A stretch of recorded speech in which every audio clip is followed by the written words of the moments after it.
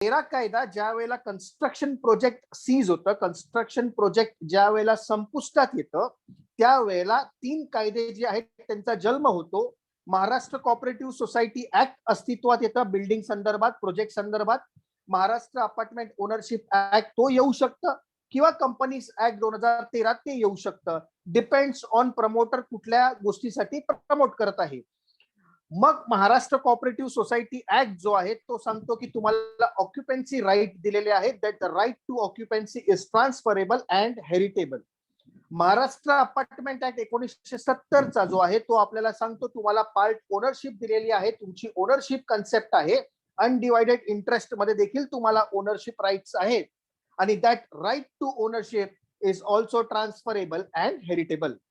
तसंच company act जो आहे तो शेअर होल्डिंग वरती प्राधान्य देतो आणि तिथे देखील शेअर्स जे आहे ते ट्रान्सफरेबल आणि हेरिटेबल कन्सेप्ट आहे. मग हे सर्व ऑप्शन लास्ट लेक्चर मध्ये, लास्ट सेशन मध्ये we have already covered in depth आणि या प्रिन्सिपलच्या आधारावरतीच आपल्याला रिकव्हरी प्रोसिडिंग्सला पुढे जायचं आहे.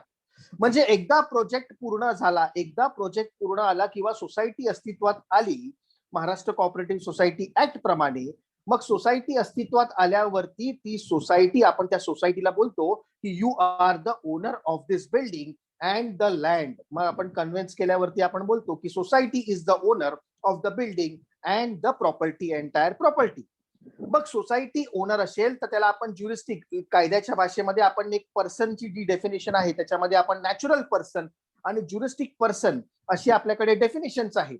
तर ज्युरिस्टिक पर्सनच्या ह्यानी आपण त्या सोसायटीला, कॉपरेटिव्ह हाऊसिंग सोसायटीला संबोधतो आणि मग ते ज्युरिस्टिक पर्सनला कंट्रोल करणारी एक बॉडी असते, त्याला आपण बोलतो कमिटी, त्याला आपण मॅनेजिंग कमिटी असं संबोधतो. बायलॉज मध्ये 114 मध्ये जर आपण प्रोव्हिजन बघितली तर त्याच्यामध्ये स्ट्रेंथ वगैरे सर्व दिलेलं आहे. आता सध्याच 1 महिन्यापूर्वी इलेक्शनचे रूल्सही आपल्याकडे अस्तित्वात आलेले आहेत आणि 31 ऑगस्ट पर्यंत इलेक्शन कंडक्ट करू नये कोविड पॅन्डेमिकची सिच्युएशन बघून, म्हणून स्टेट गव्हर्नमेंटने गाईडलाईन्सही फ्रेम केलेल्या आहेत. 31 ऑगस्ट नंतर महाराष्ट्र स्टेट फेडरेशन जे आहे ते सिलेबस फ्रेम करत आहे इलेक्शनचा. ते सिलेबस अस्तित्वात येईल आणि तुम्हाला ट्रेनिंग दिली जाईल आणि त्यानंतर तुमचे इलेक्शन्स जे आहेत ते तुम्ही कंडक्ट करू शकता. म्हणजे मॅनेजिंग कमिटीच्या अनुषंगाने हे सर्व प्रोव्हिजन्स आहे.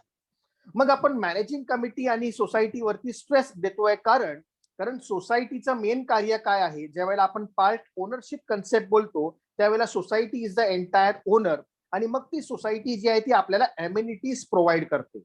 मग कुठल्या कुठल्या अम्युनिटीज प्रोव्हाइड करते, मग आपण बघतो की आपल्याकडे पार्किंगच्या अम्युनिटीज प्रोव्हाइड करते, लिफ्ट अम्युनिटीज आहेत, आपल्याला जे वॉचमॅन फॅसिलिटीज आहेत ते सर्व अम्युनिटीज, पाणी असेल, प्रॉपर्टी असेल, सर्व गोष्टीमध्ये ते अम्युनिटीज प्रोव्हाइड करते. आणि त्या अम्युनिटीजची मॅनेजमेंट करण्याचं जे काम आहे, जे कार्य आहे ते ह्या कमिटीवरती सोपलेलं आहे. मग हे सर्व प्रोव्हिजन कुठे दिलेले आहेत का आपण आपल्या मनाचं बोलायचं की कमिटीवरती कार्य सोपलेलं आहे. मग त्यासाठी आपल्याला section 73 of Maharashtra cooperative society act पाहावा लागेल आणि सेक्शन 73 मध्ये म्हटलेलं आहे की management of cooperative housing society shall vest in the managing committee. म्हणजे मॅनेजिंग कमिटीच्या डोक्यावरती मॅनेजमेंटची जबाबदारी दिलेली आहे असं सेक्शन 73 सांगतो. सेक्शन 73 इथपर्यंत थांबत नाही, पुढे जाऊन असं सांगतो की मॅनेजिंग कमिटी जी आहे that shall be jointly and severally responsible for all the decisions taken by that managing committee. एवढंच नव्हे, पुढे जाऊन असं सांगितलेलं आहे shall be jointly and severally responsible for all the acts or omission detrimental to the interest of the society. म्हणजे managing committee एवढ्यापर्यंत सिव्हरली आणि jointly responsible आहे आणि हीच रेस्पॉन्सिबिलिटी जी आहे मग ती आपल्याला रिकव्हरी प्रोसिडिंग्स कडे घेऊन जाते. म्हणजे थोडक्यात काय, रिकव्हरी प्रोसिडिंग्स कडे कशी घेऊन जाते, तर उदाहरणार्थ ज्या वेळेला आपण म्हणतो की कोऑपरेटिव्ह हाऊसिंग सोसायटी आपल्याला अम्युनिटीज प्रोव्हाइड करते, मॅनेजमेंटची जी सर्व जबाबदारी आहे ही अम्युनिटीज आपल्यापर्यंत येईपर्यंत ती कोऑपरेटिव्ह हाऊसिंग सोसायटीची मॅनेजिंग कमिटीवरती आहे आणि मग मॅनेजिंग कमिटी ज्या वेळेला हे मॅनेजमेंट करते त्यावेळेला ते मॅनेजमेंट करताना काही मेंटेनन्स आपल्याकडनं कलेक्ट करतं, कारण तो जो काय खर्च त्यांना येत आहे त्या मॅनेजमेंट करण्यासाठी तो खर्च सर्व ओनर्सनी मिळून किंवा सर्व मेंबर्सनी मिळून कॉन्ट्रीब्युट करून तो सोसायटीला द्यायचा आहे. सोप्या भाषेमध्ये किंवा आपण एकदम सिंपल उदाहरण जर घेतलं की जर आपल्याला हाऊसिंग सोसायटीमध्ये दर महिन्याला 100 रुपये आपल्याला खर्च येत आहे या सर्व गोष्टींसाठी, या सर्व एम्युनिटीजसाठी, आणि धरून चला 25 मेंबर आपल्या सोसायटीमध्ये आहे, मग आपण काय करतो की 10 रुपये थोडेसे अजून एक्स्ट्रा करतो, 110 रुपये करतो, आणि मग त्याला भागिले 25 मेंबर करतो. त्याप्रमाणे प्रत्येक मेंबर कडनं आपण कॉन्ट्रीब्युशन घेतो. पण समजा काही मेंबर्सनी उद्या आपलं कॉन्ट्रीब्युशन बंद केलं, मेंटेनन्सचं कॉन्ट्रीब्युशन बंद केलं, मग ते 100 रुपये किंवा ते 110 रुपये कॉन्ट्रीब्युट होतील का? तर नाही होणार. आणि मग ते जर नाही झाले तर मॅनेजमेंट ऑफ सोसायटीमध्ये फंक्शनिंग मध्ये प्रॉब्लेम निर्माण होऊ शकतो, आणि तो प्रॉब्लेम निर्माण नको होऊ दे म्हणून ती जबाबदारी जी आहे ती कमिटीवरती आहे सेक्शन 73 प्रमाणे. आणि मग कमिटीला सांगितलेलं आहे की तुम्हाला कायद्याने काही तरतुदी दिलेल्या आहेत, त्या तरतुदीप्रमाणे तुम्ही रिकव्हरी प्रोसिडिंग्स करू शकता. Now we are coming to our topic recovery proceedings. मग आपण म्हणतो की मेंटेनन्स दिलं नाही मग आपल्यावर रिकव्हरी प्रोसिडिंग्स करू शकतो. तर मग आपण 1 महिन्याचा मेंटेनन्स थकवला तरी देखील रिकव्हरी प्रोसिडिंग्स होईल का? मग ह्याला काहीतरी कुठेतरी बंधन हवं, काहीतरी एक डेफिनेशन हवं की बाबा कोण आहे तो डिफॉल्टर, कोण हा डिफॉल्टर आहे ज्याच्यावरती आपण रिकव्हरी प्रोसिडिंग्स करू शकतो. मग ते जे डेफिनेशन आहे recovery proceedings that is now incorporated under section 154B, जो आता हाऊसिंगचा चॅप्टर आलेला आहे. त्या हाऊसिंगच्या चॅप्टर मध्ये हे डिफॉल्टरचा डेफिनेशन इनकॉर्पोरेट केलेलं आहे. काय डेफिनेशन आहे डिफॉल्टरचं? तर डिफॉल्टर मध्ये म्हटलेलं आहे डिफॉल्टर इज अ मेंबर, इथपर्यंत ठीक आहे. और फ्लॅट ओनर पुढे म्हटलेलं आहे, और ऑक्युपायर, बरोबर. हे 3 संबोधना दिलेले आहे. डिफॉल्टर कोण कोण आहे? अ मेंबर, और अ flat owner, or a occupier who fails to pay the dues of the society within 3 months दिलेला आहे. Within 3 months from the date of service of the bill or service of the notice or due date of the payment whichever is later, असं एक definition डिफॉल्टरचं त्या section मध्ये दिलेलं आहे 154B मध्ये. मग आपल्याला हे 3 टर्म जे आहेत डिफॉल्टरच्या डेफिनेशन मध्ये इम्पॉर्टंट आहेत. पहिला दिलेला आहे मेंबर. मेंबर तर समजू शकतो, जर मेंबरनी डिफॉल्ट केला तर त्याला आपण डिफॉल्टर बोलू शकतो. पण बऱ्याच वेळेला अगोदर अशी माल प्रॅक्टिसेस चालायचे की डेव्हलपर जो असायचा, प्रमोटर असायचा, तो सांगायचा की मी फक्त अनसोल्ड फ्लॅट आहेत माझ्याकडे हे, आणि तेवढ्यापुरती माझी रेस्पॉन्सिबिलिटी आहे, मी काही मेंटेनन्स भरणार नाही. त्याचं उत्तर जे आहे त्या डिफॉल्टरच्या डेफिनेशन मध्ये आपल्याला मिळतं. फ्लॅट ओनर देखील डिफॉल्टर होऊ शकतो. The ownership of that unsold flat vest in the developer. म्हणून यू आर ऑल्सो डिफॉल्टर जर तू मेंटेनन्स भरलं नाहीस तर. तोही देखील याच्यामध्ये समाविष्ट करण्यात आलेला आहे. तिसरा दिलेला आहे ऑक्युपायर. आता हा ऑक्युपायर शब्द का टाकला? बऱ्याच वेळेला रिकव्हरी करताना आपल्याला हे जाणवतं की ट्रू ओनर या प्रॉपर्टीचा जो आहे तो आपल्याला सापडतच नाही, आणि सापडत नसल्यामुळे तिकडे एक व्यक्ती राहत असतो, आणि तो जो व्यक्ती आहे तो सांगतो की मी तर काही ओनर नाही आहे. मग तो भलेही भाड्याने असेल किंवा ऑक्युपाय करत असेल, मग त्याच्यावरती देखील आपण मूव्ह करू शकतो. म्हणून ऑक्युपायरची डेफिनेशन जी आहे, ऑक्युपायरचे जे वर्ड आहे तो त्या डेफिनेशन मध्ये इनकॉर्पोरेट केलेला आहे. हा जो शब्द आहे ऑक्युपायरचा तो आला कुठून? तर तो अगोदर जर आपण बघितलं की हे जे रिकव्हरी प्रोसिडिंग्स आहे ते आपण लँड रेव्हेन्यू कोड प्रमाणे आपण त्याच्या रिकव्हरी करू शकतो, असं आपल्याला कायद्याने तरतूद दिलेली आहे. Maharashtra land revenue code 1966. आणि जर आपण Maharashtra land revenue code 1966 refer कराल तर तिकडे होल्डर ऑफ लँड अशी डेफिनेशन आहे सेक्शन 2 मध्ये. होल्डर ऑफ द लँड जो आहे तो कोण? की जो पोझेशन मध्ये आहे त्याला आपण होल्डर ऑफ द लँड बोलतो.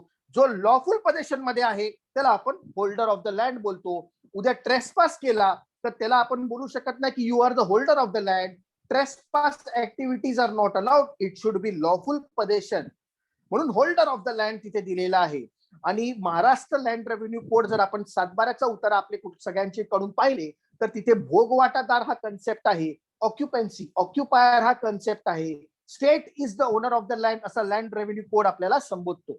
म्हणून तो जो कन्सेप्ट आहे तोच आपण इकडे आणलेला आहे. आणि म्हणून मेंबर, फ्लॅट ओनर, आणि तिसरा शब्द दिलेला आहे ऑक्युपायर. डिफॉल्टरचं डेफिनेशन आपल्याला क्लिअर झालं. Within 3 months from the date of service of the bill, बरोबर, किंवा सर्व्हिस ऑफ द नोटीस, किंवा due date of the payment whichever is later. हा होतो डिफॉल्टर. मग आपण म्हणू की 3 महिन्याचं पेमेंट दिलेलं नाही आहे आणि मग आपण वाटच बघत असतो की कोण 3 महिन्याचं पेमेंट देत नाही, यांनी दिलं नाही की आपल्याला लेक्चर आपण तर अटेंड केलेला आहे रिकव्हरी प्रोसिडिंग, मग उद्याच जाऊया आणि दावा दाखल करूया, चालेल का? तर सोसायटी ज्या वेळेला आपण कॉपरेटिव्ह हाऊसिंग सोसायटी बद्दल बोलतो आपल्याला हाही विचार लॉ तर नसावाच, तर आपण लेक्चर मध्ये शिकणारच आहोत, पण इगोही नसावा. मग इगो नसावा म्हणून आपण काय करतो, तर आपल्याला कायद्याने बऱ्याचशा कायद्याने मीडिएशन तरतूद दिलेली आहे. फेडरेशन आज मीडिएशनच्या भूमिकेमध्येच बसलेलं आहे आणि मीडिएशनची भूमिका देखील आपल्यावरही ती आहे रेस्पॉन्सिबिलिटी. मग आपण 3 महिने जर दिलं नाही तर लगेच रिकव्हरी प्रोसिडिंग दावा दाखल करण्यापेक्षा काही मीडिएशन प्रोसिडिंग्स ज्या आहेत त्या कराव्यात, कारण दाव्यामध्ये जो वेळ खर्च करणार आहे, पैसे खर्च होणार आहेत, ते आपल्या सोसायटीचेच होणार आहेत. जर प्रेमाने जर 2 शब्द बोलून जर प्रकरण मिटत असेल तर ते मिटवण्याचे प्रयत्न आपण आपल्या लेवलला केले पाहिजेत आणि म्हणून ते प्रयत्न करून जर डिफॉल्टर परत पेमेंट करत नसेल मग शेवटचे पर्याय जो आहे तो आपल्याकडे रिकव्हरी प्रोसिडिंगचा उरतो. मग आता आपण मगाशी डेफिनेशन मध्ये बघितल्यावरती तिथे आपण बघितलं डिफॉल्टर म्हणजे मेंबर, फ्लॅट ओनर किंवा ऑक्युपायर who has failed to pay the dues of the society. शब्द आहे ड्यूज ऑफ द सोसायटी. मग हे ड्यूज कुठले कुठले घेऊ शकतो आपण? समजा कुठलेही ड्यूज घेतले तर चालतील का? तर त्यासाठी देखील कायद्याने तरतूद केलेली आहे. डिफॉल्टरच्या डेफिनेशनच्या नंतर खाली बरोबर ड्यूजचं डेफिनेशन दिलेलं आहे आणि ड्यूजचं डेफिनेशन सांगता आपल्याला की amount which is payable by the member, जे सोसायटी क्लेम करतं, but that should be according to the act, rules आणि bylaws. That dues should be according to the act, rules and bylaws. मग कुठे सांगितलेलं आहे का की ड्यूज कुठले घ्यायचे? तर आपल्याला थोडं आपल्या बायलॉजचं पुस्तक चाळून पाहायला पाहिजे आणि मग त्यामध्ये ज्या वेळेला आपण चालतो आणि बायलॉ नंबर 65 पर्यंत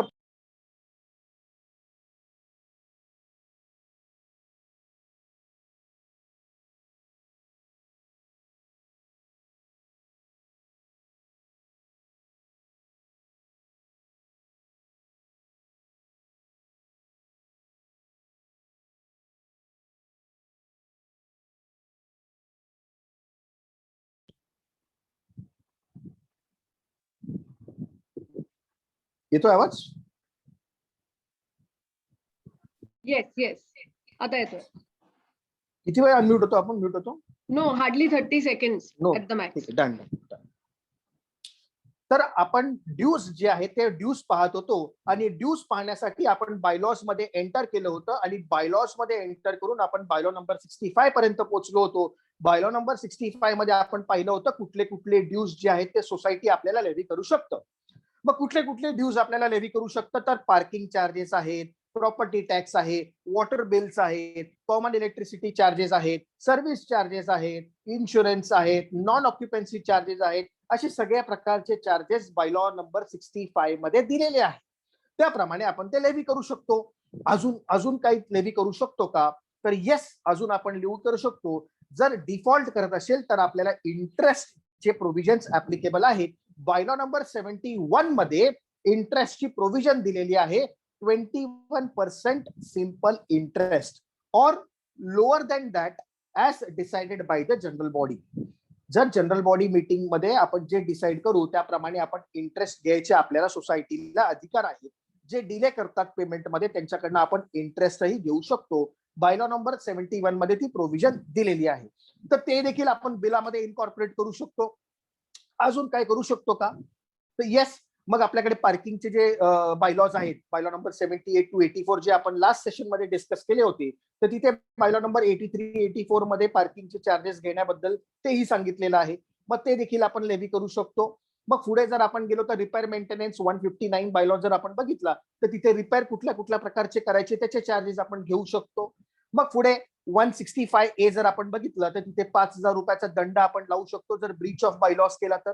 ते देखील आपण बिलामध्ये इन्कॉर्पोरेट करू शकतो. किंवा 169 ची प्रोव्हिजन आहे 5 टाइम्स द मेंटेनन्स बिल जर एन्क्रोचमेंट केली असेल कॉमन स्पेस वरती तर ते देखील आपण करू शकतो. मग ह्या सर्व प्रोव्हिजन्सच्या अनुषंगाने म्हणजे जर प्रोव्हिजन्स कायद्याने आपल्याला सांगितलेलं आहे तर त्याप्रमाणे आपण बिलामध्ये चार्जेस जे आहेत ते लेव्ही करू शकतो. हे सगळं सांगण्याचं तात्पर्य असं म्हणजे काही गोष्टी ज्या प्रोव्हिजन ऑफ कायद्यामध्ये बसत नाही, ऍक्ट मध्ये, रुल्स मध्ये, बायलॉज मध्ये, ज्या इलिगल गोष्टी आहेत आणि ज्यात जर आपण पैसे मेंबर्स कडनं मागायला गेलो तर ते घेण्याचे अधिकार आपल्याला नाही आहेत. तसंच ते जर त्यांनी दिले नाहीत तर त्याच्या विरुद्ध आपल्याला एन्फोर्स करायचे अधिकार देखील नाही आहे. म्हणून ड्यूज जे आहेत ते कायद्याच्या अनुषंगानेच आपण घेतले पाहिजेत. हा कन्सेप्ट एक थोडासा आपल्याला विचार करायचा आहे. आता आपण ड्यूज बघितलं, कुठल्या कुठल्या प्रकारचे ड्यूज घेऊ शकतो ते बघितलं. आपण आता बिल रेस केलेली आहेत आणि बिल रेस करून मेंबर जो आहे तो डिफॉल्ट झालेला आहे. डिफॉल्ट करून आपण समजवण्याचे प्रयत्न केलेले आहेत तरी तो समजत नाही आहे आणि मग त्याच्यावरती आपल्याला आता रिकव्हरी प्रोसिडिंग्स मूव्ह करायची आहे. मग रिकव्हरी प्रोसिडिंग्स मूव्ह करण्यासाठी कायद्याने आपल्याला काही प्रोव्हिजन्स दिले आहेत का ते आपल्याला पहिलं पाहावं लागेल. तर कायद्याने एक नाही, आपल्याला दोन नाही, तर आपल्याला 3 प्रोव्हिजन्स दिलेले आहेत. आपल्याला 3 डिफरंट वेज आहेत. त्या 3 मार्गाने आपण जाऊन रिकव्हरी प्रोसिडिंग्स जी आहे ती करू शकतो. मग 3 वेगवेगळे मार्ग कुठले? तर पहिला मार्ग जो आहे तो सेक्शन 91 मध्ये दिलेला आहे, महाराष्ट्र कोऑपरेटिव्ह सोसायटी ऍक्टच्या सेक्शन 91 मध्ये. आणि सेक्शन 91 मध्ये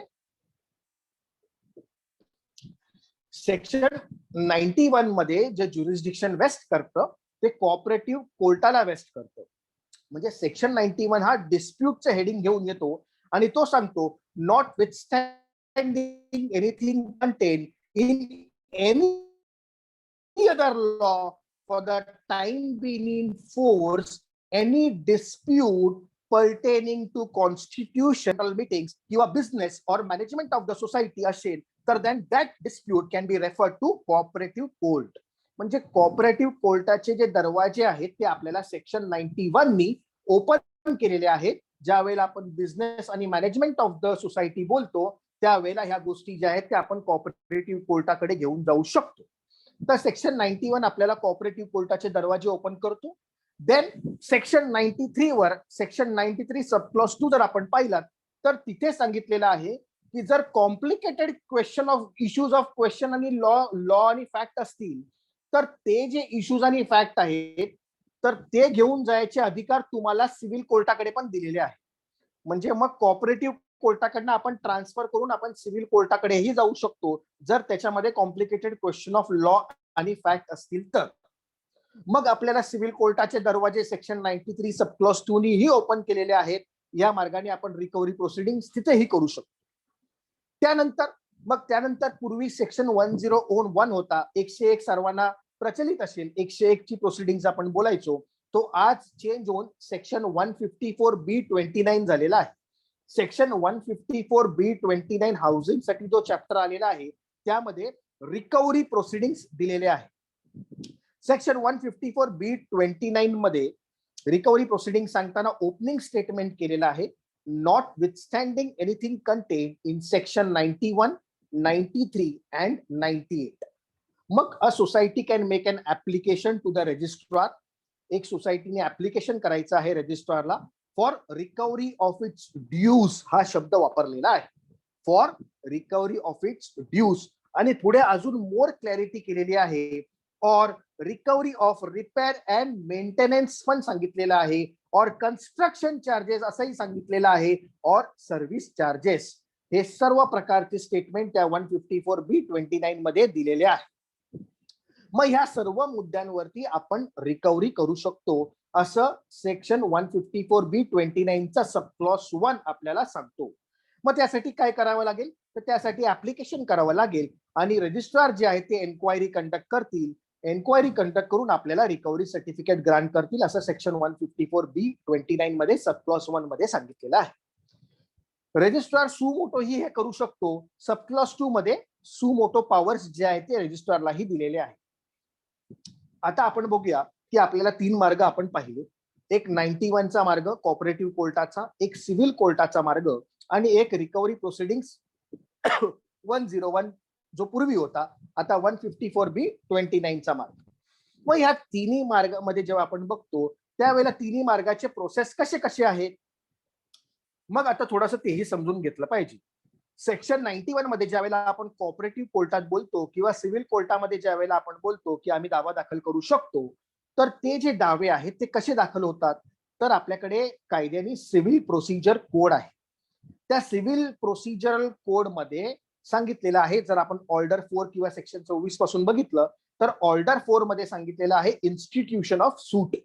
आणि सूट इन्स्टिट्यूट कसा करायचा? By submitting a plaint to the proper authority, असं ऑर्डर 4 मध्ये सांगितलेलं आहे. म्हणजे थोडक्यात आपल्याला तिकडे दावा दाखल करताना प्लेंट सबमिट केलं पाहिजे. मग प्लेंट सबमिट केल्यावरती समोरची पार्टी जी आहे ती रिटर्न स्टेटमेंट सबमिट करणार.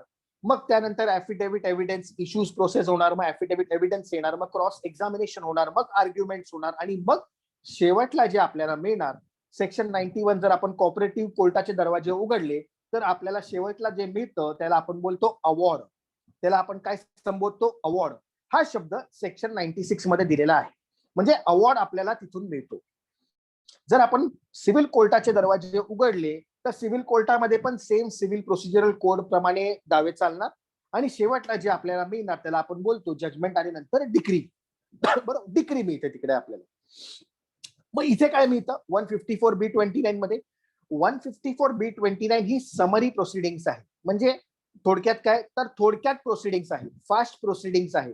एवढ्या डिटेलमध्ये प्रोसिडिंग्स करण्याची आवश्यकता नाही आहे. मग त्या प्रोसिडिंग्स मध्ये शेवटला जे रजिस्ट्रार एन्क्वायरी करून देतो त्याला आपण बोलतो रिकव्हरी सर्टिफिकेट. मग रजिस्ट्रार जे देतो ते आपल्याला रिकव्हरी सर्टिफिकेट देतो. मग 91 खाली आपल्याला अवॉर्ड मिळतो, सिव्हिल कोर्टामध्ये आपल्याला डिक्री मिळते आणि इथं 154B29 मध्ये म्हणजे रजिस्टर आपल्याला रिकव्हरी सर्टिफिकेट प्रदान करतो. या तिन्ही मध्ये आपल्याला हे सांगितलं जातं की तुम्ही जे ड्यूज तिथे लावलेले होते त्याप्रमाणे आम्ही त्याच्या एन्क्वायरी केलेली आहे, समोरच्याचं म्हणणंही आमचं ऐकलेलं आहे, principle of natural justice follow करून आम्ही हे रिकव्हरी सर्टिफिकेट तुम्हाला ग्रांट करत आहे. म्हणजे तुम्ही हे जे ड्यूज आहेत ते रिकव्हरी तुम्ही त्याच्याकडनं करू शकता. मग आपल्याकडे हे अवॉर्ड झाला, हा आपल्याकडे डिक्री झाली आणि आपल्याकडे हे रिकव्हरी सर्टिफिकेट मिळालं. मग हे मिळाल्यावरती सर्व काम थांबतं का इथं? तर इथे सर्व काम थांबत नाही. कारण हे कसं आहे, ह्या लिटिगेशन ट्री आहे. म्हणजे थोडक्यात हे दोन्ही पार्टीसनी येऊन एक झाड लावलेलं आहे ज्याला आपण लिटिगेशन ट्री बोलतो आणि या झाडाला शेवटला जी फळं आलेली आहेत त्या फळाला आपण बोलतो अवॉर्ड किंवा डिक्री किंवा इथे आपण रिकव्हरी सर्टिफिकेट. पण ते फळ तोडून खाली आणल्याशिवाय ते आपल्याला खाता येणार नाही आणि मग ते फळ आपल्याला तोडावं लागेल. म्हणून हे रिकव्हरी सर्टिफिकेट असो किंवा हा अवॉर्ड असो किंवा ते डिक्री असो त्याला आपण एक्झिक्यूट करावी लागेल. कायद्याच्या भाषेमध्ये त्याला आपण बोलतो execution of decree. Civil procedure code मध्ये ऑर्डर 21 मध्ये एक्झिक्युशन ऑफ डिक्री हा एंटायर चॅप्टर सांगितलेला आहे की डिक्री एक्झिक्यूट कशी करावी. सेम वे ज्या वेळेला आपण रिकव्हरी सर्टिफिकेट आपल्याकडे येतं रजिस्ट्रार कडनं, मग ते रिकव्हरी सर्टिफिकेट जर आपल्याला एक्झिक्यूट करायचं आहे तर त्याचे प्रोव्हिजन सेक्शन 156 मध्ये दिलेले आहे. सेक्शन 156 मध्ये रजिस्ट्रारनी एम्पॉवर केलेला एक सबऑर्डिनेट ऑफिसर जो असतो तो हे रिकव्हरी सर्टिफिकेट जे आहे ते एक्झिक्यूट करतो. हे आपल्याला section 156 sub clause 1 sub clause e मध्ये दिलेलं आहे. He recovers it by attachment and sale of the property. Attachment करायची आणि सेल करायची. म्हणजे थोडक्यात now we are proceeding to its flat किंवा मुवेबल अँड इनमुवेबल प्रॉपर्टीज जर आपण कायद्याच्या भाषेमध्ये बोललो तर याप्रमाणे रिकव्हरी आपण करू शकतो. मग सेक्शन 156 सब क्लॉज 1 ई प्रमाणे रिकव्हरी ऑफिसर जो आहे त्याचे अस्तित्व इथे निर्माण होतं आणि ते अस्तित्व फेडरेशनला एम्पॉवर केलेलं आहे. सेक्शन 154B28 जर आपण बघितलं तर त्यामध्ये powers and duties of housing federation दिलेलं आहे. ते हाऊसिंग फेडरेशनच्या अखत्यारीमध्ये हे रिकव्हरी ऑफिसर जे आहेत एम्पॉवर होऊन काम करतात. आणि मग 156 प्रमाणे जर आपण बघितलं तर ह्याची प्रोसिजरल जी आहे, जी प्रोसिजर रिकव्हरी ऑफिसरनी करायची आहे ती प्रोसिजर जी आहे ती रूल 107 मध्ये दिलेली आहे. 107 मध्ये त्याचे प्रोसिजरल पूर्ण डिटेल मध्ये दिलेलं आहे. मग ते जे रूल 107 मध्ये जे प्रोसिजर दिलेलं आहे ते सेम जर आपण सिव्हिल प्रोसिजर कोड मध्ये पाहिलं तर जसं आपण इकडे डिक्री एक्झिक्यूट करतो same to same procedure rule 107 मध्ये दिलेली आहे. मग थोडक्यात आपण जाणून घेऊया की ती प्रोसिजर कशी करायची. एक सोप्या भाषेमध्ये आपण जाणून घ्यायचा प्रयत्न करूया. तर रूल 107 जर आपण पाहिलं तर त्यामध्ये सबक्लॉज 1 पासून ते सबक्लॉज 23 पर्यंत अशा प्रोव्हिजन दिलेल्या आहेत. त्यापैकी सबक्लॉज 3 जो आहे तो आपल्याला सांगतो की पहिली डिमांड नोटीस पाठवावी लागेल. म्हणजे मग रिकव्हरी ऑफिसर ज्या वेळेला आला जागेवरती येतो आणि ज्या वेळेला सोसायटी त्यांना अप्लाय करते, फेडरेशनला सांगते की बाबा आम्हाला आता रिकव्हरी सर्टिफिकेट मिळालेलं आहे रजिस्ट्रार कडनं, किंवा आम्हाला अवॉर्ड मिळालेला आहे, आम्हाला डिग्री मिळालेली आहे, आणि मग ती आता एन्फोर्स करायची वेळ आलेली आहे, आणि रजिस्ट्रारनी तसं सर्टिफिकेट दिलेलं आहे, कोर्टानेही सर्टिफिकेट दिलेलं आहे की तुम्ही एक्झिक्यूट करा. तर मग आम्हाला रिकव्हरी ऑफिसर थ्रू हे आम्हाला तुम्ही रिकव्हरी जी आहे, आमची जे ड्यूज रिकव्हर व्हायचे आहेत ते आम्हाला तुम्ही एक्झिक्यूट करून द्या. ते ऍप्लिकेशन आल्यावरती फेडरेशन रिकव्हरी ऑफिसर जो आहे त्याच्याकडे हे सर्व पेपर वर्क सबमिट करतं, आणि मग रिकव्हरी ऑफिसर सर्वप्रथम सेक्शन रूल 107 जो आहे त्याप्रमाणे सब क्लॉज 3 मध्ये डिमांड नोटीस पाठवायची, ती जी प्रोव्हिजन दिलेली आहे ती प्रोव्हिजन पहिली ती एक्झिक्यूट करतो. म्हणजे एक डिमांड नोटीस पाठवतो डिफॉल्टरला, आणि डिफॉल्टरला डिमांड नोटीस पाठवून सांगतो की 15 दिवसाचा तुझ्याकडे वेळ आहे, हे रिकव्हरी सर्टिफिकेट आलेलं आहे, याप्रमाणे तुम्हाला ड्यूज जे आहे ते भरायचे आहेत, त्याप्रमाणे तुम्हाला इंटरेस्टही भरायचा आहे, आणि रजिस्ट्रारने काही कॉस्ट दिलेली आहे सोसायटीला प्रोव्हाइड केलेली आहे, ती कॉस्टही तुम्हाला भरायची आहे. आणि हे सर्व गोष्टी जर तुम्ही 15 दिवसाच्या आत भरल्यात तर ही रिकव्हरी प्रोसिडिंग्स जी आहे ती इथेच संपुष्टात येईल, सोसायटीला पूर्णपणे रिकव्हरी होऊन जाईल. अशी एक तिला डिमांड नोटीस पाठवतो रजिस्ट्रार पोस्ट थ्रू. आपल्याकडे रजिस्ट्रार पोस्ट थ्रू आपण ती नोटीस इथे पाठवून देतो. आणि जर त्यांनी ती 15 दिवसाच्या आतमध्ये पैसे नाही भरले तर मग आता पुढे नेक्स्ट स्टेप काय? तर नेक्स्ट स्टेप आहे जे सेक्शन 156 मध्ये सांगितलेलं आहे, now you have to proceed to attachment of the property. आता त्याची प्रॉपर्टी जी आहे ती तुम्हाला अटॅच करायची आहे.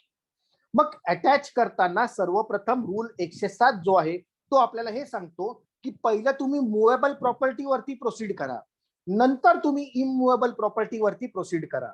म्हणजे थोडक्यात काय, जर तुमचे ड्यूज त्याच्याकडे असणाऱ्या मुवेबल प्रॉपर्टीज मधनं रिकव्हर होणारे असतील तर पहिले त्याची जंगम प्रॉपर्टी, मुवेबल प्रॉपर्टी ती आहे ती जप्त करा, अटॅच करा, कस्टडीमध्ये घ्या, आणि तिचं ऑप्शन करून ती सेल आउट करा, आणि मग तुमचे पैसे जे आहेत ते रिकव्हर करा.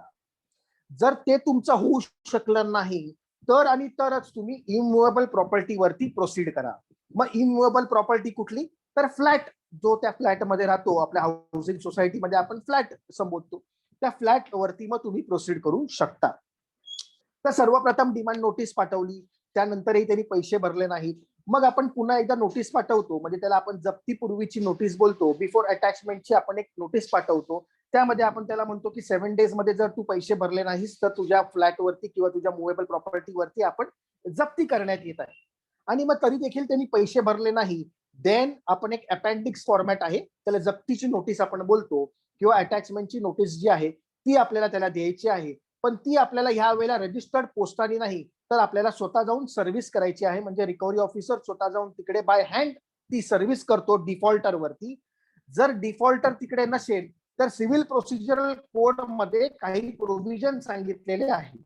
काय सांगितलेलं आहे की मग समन्स जो आहे तो आपण जसा सर्व करतो adult member of the family वरती, तसं इकडे सांगितलेलं आहे adult male member of the family.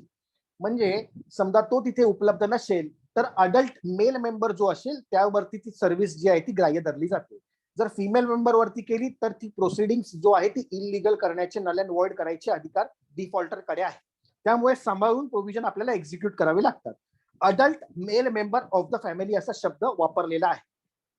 मग ती जाऊन ती नोटीस जी आहे ती सर्व करायची, बाय हँड सर्व करायची.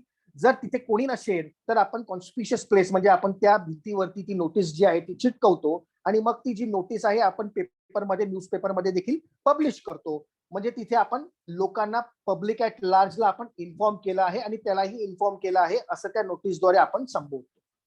आणि तरी देखील पैसे आले नाहीत, मग आपण जाऊन ती जप्ती करतो. जप्ती करताना आपल्या बरोबर तिथे आपण जप्ती केल्यानंतर आपल्याला पंच लागतील, म्हणून आपण पंचनामा केला पुढे करतो, म्हणून आपण पंचांना घेऊन तिकडे आतमध्ये एंट्री करतो. जर एंट्री करताना आपल्याला पोलीस फोर्सचा वापर करावा लागला तर पोलीस फोर्सचीही मदत आपण तिकडे घेऊन आपण एंट्री करतो. जर आतमध्ये काही वुमेन वगैरे असतील तर आपल्याला जनरली लेडीज पोलीस ऑफिसर आपण आपल्या बरोबर ठेवतो आणि आपण एंट्री करतो. बाहेरचा टाळा फोडण्याची जबाबदारी आपल्याकडे आहे किंवा आपल्याला रिस्पॉन्सिबिलिटी दिलेली आहे, पण आतली जी टाळी आहे ती आपण तोडू शकत नाही. आतली टाळी आपल्याला पोलिसांची मदत घेऊन आतमध्ये मगच कॉल आउट करावा लागतो. ह्या सर्व डिटेल प्रोसिजर जी आहे ती रूल 107 मध्ये दिलेली आहे. आणि मग हे सर्व झाल्यावरती पहिलं मुवेबल प्रॉपर्टी, जर आपल्याला वाटलं की मुवेबल प्रॉपर्टी सफिशियंट नाही आहे, then we go for that flat immovable property. आणि तो फ्लॅट अटॅचमेंट ज्या वेळेला आपण करतो, आपण नोटीस ज्या वेळेला ती भिंतीवरती चिटकवतो, त्याला आपण बोलतो सिम्बॉलिक पजेशन. म्हणजे पजेशन जे आहे ते आता आमच्याकडे आलेलं आहे, जप्ती जी आहे ती आता आमच्याकडे आलेली आहे, तुझी प्रॉपर्टी जी आहे ती आमच्या कस्टडीमध्ये आलेली आहे आणि ती प्रॉपर्टी आता आम्ही सेल आउट करणार या दिवशी, या वेळी आणि ह्या जागेवरती आम्ही तिचं ऑक्शन करणार, असं आपण तिथे संबोधून ठेवतो. आणि मग हे झाल्यावरती आपल्याकडे नेक्स्ट स्टेप आहे की तो जर फ्लॅट आपण इमूव्हेबल प्रॉपर्टी जर अटॅच केलेला असेल, सिम्बॉलिक पजेशन घेतलेलं असेल, तर मग ते पजेशन घेतल्यानंतर आपल्याला त्याची अपसेट प्राइस ज्याला आपण बोलतो ती फिक्स करायची असते. ती अपसेट प्राइस फिक्स करायचे अधिकार कोणाला आहेत? तर ते अपसेट प्राइस फिक्स करायचे अधिकार रजिस्ट्रारकडे आहे. त्यामुळे पुन्हा आपल्याला रजिस्ट्रारकडे जावं लागतं आणि तिकडे आपल्याला अपसेट प्राइसची हिअरिंग लावून ते फिक्स करावं लागतं. रजिस्ट्रार अपसेट प्राइस कसा फिक्स करतो? ती अपसेट प्राइस फिक्स करण्यासाठी रजिस्ट्रार जे आहेत ते 2 रिपोर्ट मागवतो. एक जे आहे ते सब रजिस्ट्रार ऑफ एश्युरन्स कडनं रेडी रेकनरची जी किंमत आहे ती मागवली जाते आणि दुसरा जो आहे तो गव्हर्नमेंट व्हॅल्यू रेकॉग्नाइज व्हॅल्युअर जो आहे, जे आर्किटेक्ट व्हॅल्युअर असतात त्यांच्याकडनं ती फ्लॅट जो आहे तो इन्स्पेक्शन करून त्याप्रमाणे तिकडे चाललेली किंमत जी आहे त्यांचा रिपोर्टही मागवला जातो. आणि या दोन्ही रिपोर्टच्या आधारावरती रजिस्ट्रार जे आहेत ते अपसेट प्राइस फ्लॅटची फिक्स करतात. अपसेट प्राइस म्हणजे काय की या किमतीच्या खाली हा फ्लॅट विकता कामा नये, एक बेंचमार्क आपल्याला दिलेला आहे. आणि त्याप्रमाणे नंतर जी अपसेट प्राइस फिक्स झाल्यावरती पुन्हा आपण पब्लिक नोटीस काढतो आणि आपण नोटीस त्यालाही सर्व करतो. न्यूजपेपरमध्ये आपण नोटीस देतो की हा ही अपसेट प्राइस फिक्स झालेली आहे आणि त्याप्रमाणे आपण बिडर्सना इन्व्हाइट करतो की तुम्ही ऑप्शन मध्ये पार्टिसिपेट करा. आणि मग विदिन 30 डेज मध्ये 30 डेजच्या नंतर आपण ती ऑप्शन प्रोसिडिंग्स जी आहे ती राबवतो. त्या ऑप्शन प्रोसिडिंग्सच्या अगोदर आपण ते बिडर्स जे इंटरेस्टेड बिडर्स असतील त्यांच्याकडनं 15% अमाऊंट, जनरली आपण 15% अमाऊंट पर्यंत घेऊ शकतो ऍडव्हान्स म्हणून, त्याला आपण ईएमडी बोलतो. तो ईएमडी आपण त्यांच्याकडनं घेतो. ऑप्शन प्रोसिडिंग्स राबवली जाते. ऑप्शन प्रोसिडिंग्स मध्ये बिड होतं आणि बिडिंग करून जो फायनल बिडर असेल त्या बिल्डरला आपण तो फ्लॅट जो आहे तो आपल्याला द्यायचा आहे. मग तो कसा द्यायचा आहे? एकदा फायनल बिड झाल्यावरती परत आपल्याला रजिस्ट्रारकडे जावं लागतं. रजिस्ट्रार सेल सर्टिफिकेट बनवतो की अशी अशी ऑप्शन प्रोसिडिंग्स झाली होती आणि ह्या ऑप्शन प्रोसिडिंग्स मध्ये या व्यक्तीने जो आहे ते मॅक्सिमम बिड केलेला आहे, अपसेट प्राइसच्या पुढे त्यांनी एवढं बिड केलेलं आहे आणि मग ही जी रक्कम आहे ती रक्कम आपण फिक्स केलेली आहे फ्लॅट संदर्भात आणि त्याप्रमाणे आम्ही हे सेल सर्टिफिकेट बनवत आहे. मग रजिस्ट्रारनी सेल सर्टिफिकेट दिलं की रिकव्हरी ऑफिसर आणि तो व्यक्ती ज्याला तो फ्लॅट दिलेला आहे तो व्यक्ती सब रजिस्ट्रार ऑफ एश्युरन्स रजिस्ट्रारकडे जातात आणि तिकडे जाऊन ते सेल सर्टिफिकेट जे आहे ते रजिस्टर्ड केलं जातं. मग रजिस्टर्ड डॉक्युमेंट झाल्यावरती तो फ्लॅट त्याच्यावरती आपल्याला ताबा त्याला मिळून जातो. म्हणजे ओनरशिप राईट्स जे आहे ते त्याच्यावरती डिव्हॉल्व होतात. बरं, ते जे पैसे येतात, समजा आपल्याकडे आपली रिकव्हरी आपली आहे 30 लाखाची आणि आपल्याकडे आलेले आहेत 50 लाख रुपये. मग त्या वरच्या 20 लाख रुपयाचं आपण काय करायचं? तर त्या वरच्या 20 लाख जे आहेत ते आपल्याला त्या डिफॉल्टरला परत करावे लागतात. म्हणजे जे रिकव्हरी सर्टिफिकेट मध्ये जी अमाऊंट सांगितलेली आहे ती अमाऊंट रिकव्हर करून आपल्याला सोसायटीला हँड ओव्हर करायची आहे. म्हणजे रिकव्हरी ऑफिसरला हँड ओव्हर करायची आहे.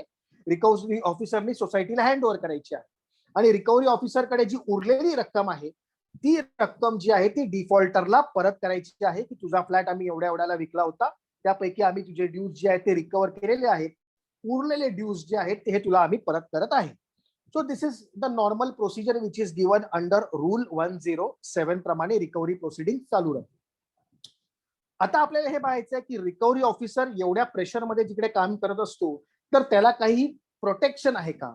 तर रिकव्हरी ऑफिसरला प्रोटेक्शन आहे. ज्यावेळेला आपण सेक्शन 161 महाराष्ट्र कोऑपरेटिव्ह सोसायटी ऍक्टचा पाहतो तर 161 मध्ये दिलेला आहे की रिकव्हरी ऑफिसर जो आहे तो पब्लिक सर्वंट आहे आणि पब्लिक सर्वंटची डेफिनेशन इंडियन पिनल कोड मध्ये सेक्शन 21 मध्ये पण दिलेली आहे. तिथे इंडियन पिनल कोड जर आपण सेक्शन 172 ऑनवर्ड्स प्रोव्हिजन बघितले, 170 टू 190 जे प्रोव्हिजन्स आहेत, contempt of lawful authorities of public servant, मग तिकडे काही प्रोव्हिजन्स आहेत. थोडक्यात 177 मध्ये सांगितलेलं आहे की जर पब्लिक सर्वंटला फॉल्स इन्फॉर्मेशन दिली किंवा त्यांनी काही तुम्हाला प्रश्न विचारले आणि तुम्ही त्याची चुकीची उत्तरं दिली तर तुम्ही 6 महिन्यापर्यंत तुरुंगवास करू शकता.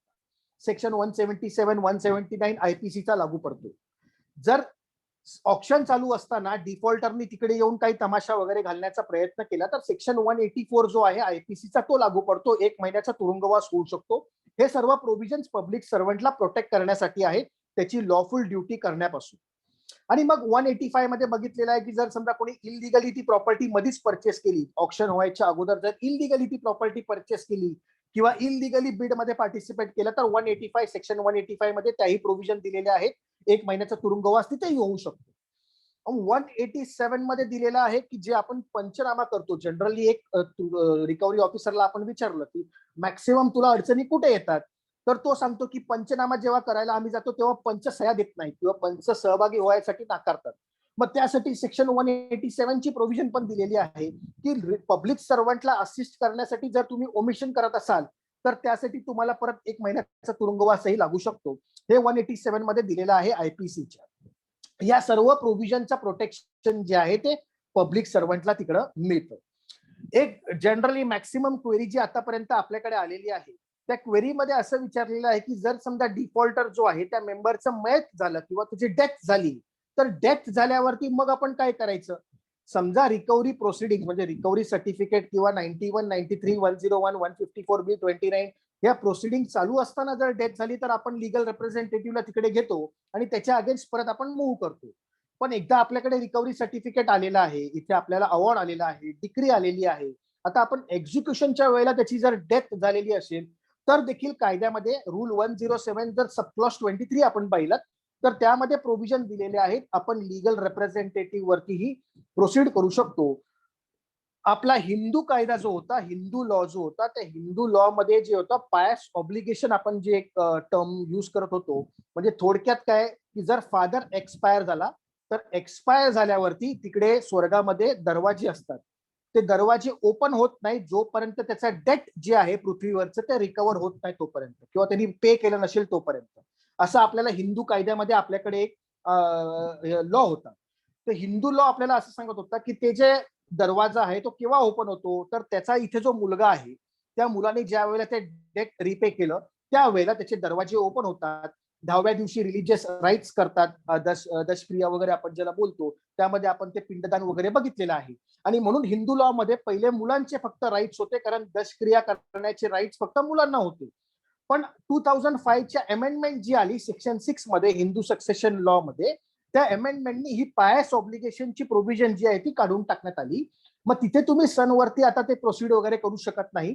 तिथे दिलेलं आहे आपल्याला की लिगल रिप्रेझेंटेटिव्ह म्हणजे थोडक्यात काय ती प्रॉपर्टी जो रिप्रेझेंट करतो आता सध्या त्याच्यावरती आपण मूव्ह करू शकतो.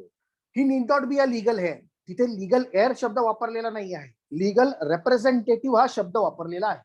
मग तो रिप्रेझेंटेशन जी करतो प्रॉपर्टी रिप्रेझेंट करतो त्याच्यावरती आपण मूव्ह करू शकतो. कितपर्यंत मूव्ह करू शकतो. समजा 50 लाखाचा फ्लॅट आहे आणि 70 लाखाचं कर्ज आहे तर 70 लाखाचं कर्ज त्या रिप्रेझेंटेटिव्हने द्यायचं का. अजिबात नाही. जेवढा फ्लॅट त्याला मिळालेला आहे तेवढ्या पुरती त्याची रेस्पॉन्सिबिलिटी आहे. मग त्या फ्लॅटची किंमत जेवढी असेल तेवढी त्याची लायबिलिटी बनते आणि तेवढं त्याला रिकव्हर आपण त्याच्याकडनं करून घेऊ शकतो. हे आपल्याला कायद्याने प्रोव्हिजन्स दिलेले आहे. तर अशा तऱ्हेने आपण पूर्ण रिकव्हरी प्रोसिडिंग्सचा अभ्यास इथे एक सारांश स्वरूपामध्ये केलेला आहे. रिकव्हरी प्रोसिडिंग्स हाऊसिंग सोसायटीमध्ये आपण कशी करू शकतो ह्या सर्व गोष्टींचा हे करून आणि आपल्याला सेक्शन 73 महाराष्ट्र कोऑपरेटिव्ह सोसायटी ऍक्टला रिलेट करून आपल्या मॅनेजिंग कमिटीवरती ही जबाबदारी आहे की सोसायटीचे जे ड्यूज आहेत ते रिकव्हर वेळेच्या वेळेला झाले पाहिजेत आणि त्यासाठी एवढ्या सर्व प्रोव्हिजन्स कायद्याने आपल्याला करून ठेवलेल्या आहेत. जे क्वेश्चन्स आहेत ते आपण सर्व ईमेलद्वारे सर्वांकडे घेतो. लास्ट टाइमला पण आपण ईमेल शेअर केला होता. आपण आता ईमेल चॅटबॉक्स मध्ये शेअर करून घेऊया. आणि आता मी म्हात्रे सरांना रिक्वेस्ट करतो की सर तुम्ही कन्क्लूड करा. त्यानंतर आपले प्रिन्सिपल जज साहेब आव्हाड साहेब आहेत ते थोडंसं बोलतील मग आपण कन्क्लूड करू. मॅडम भास्कर म्हात्रे साहेबांना जरा अनम्यूट करा ना.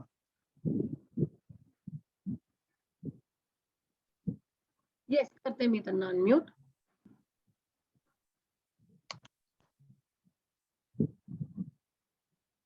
तुमची जी कपॅसिटी आहे 100 ची ती संपूर्ण फुल झालेली आहे.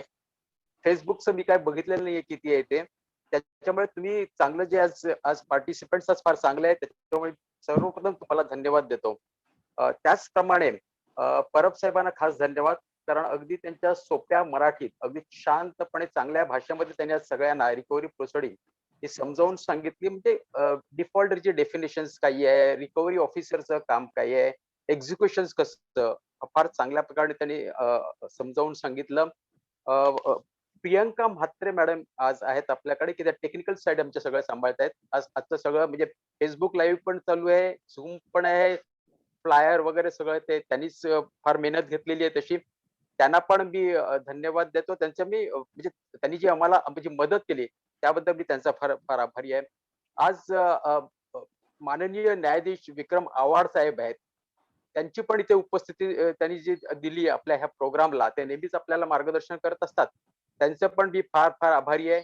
अ, वेळात वेळ काढून ते आज आपल्या ह्या संपूर्ण लेक्चर त्यांनी ऐकलेलं आहे. वेळात वेळ त्यांचं पण मी आभारी आहे. विक्रम आव्हाड साहेबांना मी विनंती करतो, की त्यांनी त्यांचं मनोगत व्यक्त करावं. मॅडम विक्रम आव्हाड साहेबांना अनम्यूट करा. सॉरी, कोणाला अनम्यूट करायचंय? विक्रम आव्हाड साहेब म्हणून लिहिले असतील बघा. येस, विक्रम आव्हाड एकच साहेब. सेकंड.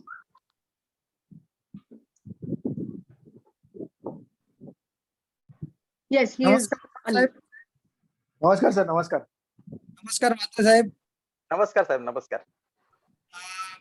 मी प्रथमतः ॲडव्होकेट श्रीप्रसाद परब यांचे मी खरोखर कौतुक करतो. कारण recovery proceedings Maharashtra cooperative housing society अंतर्गत रिकव्हरी प्रोसिडिंग्स करणे किंवा त्याबद्दल अतिशय सुंदर आणि सोप्या भाषेत अवगत करणे हे खरोखर फार स्किलफुल लेक्चर आपण डिलिव्हर केलं आज. आणि आज आपण सर्व आस्पेक्ट जे आहेत ते सर्व आपण कव्हर केले.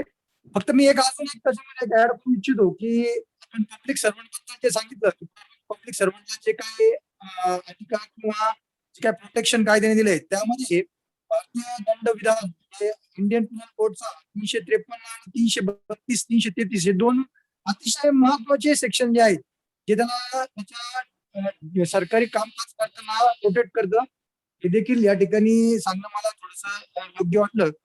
म्हणून मी आपल्याला थोडस या ठिकाणी त्याबद्दल सांगू इच्छितो.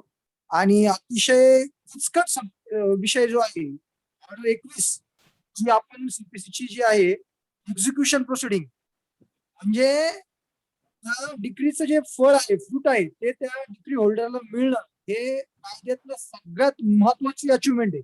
आणि हे आपण अतिशय साध्या आणि सोप्या आणि सर्वात महत्वाचं म्हणजे मराठी भाषेत आपण सर्वांना अवगत करून दिलं.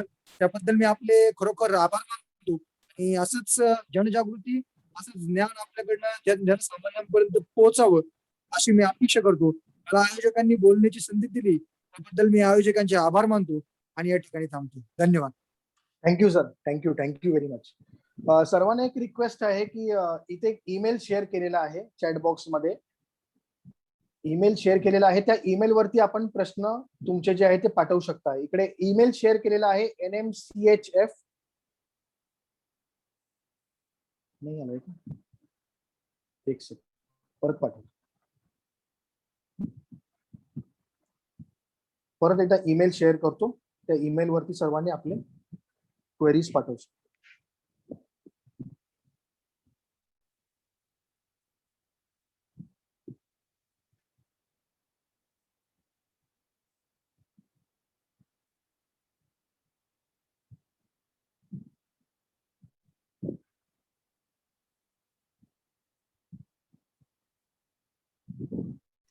हा ईमेल इथे शेअर केलेला आहे. ह्याच्यावरती हा नोट डाऊन करून घेणार सर्वांनी आणि जर काही क्वेरी असतील तर त्यांनी त्याच्यावरती पाठवणार.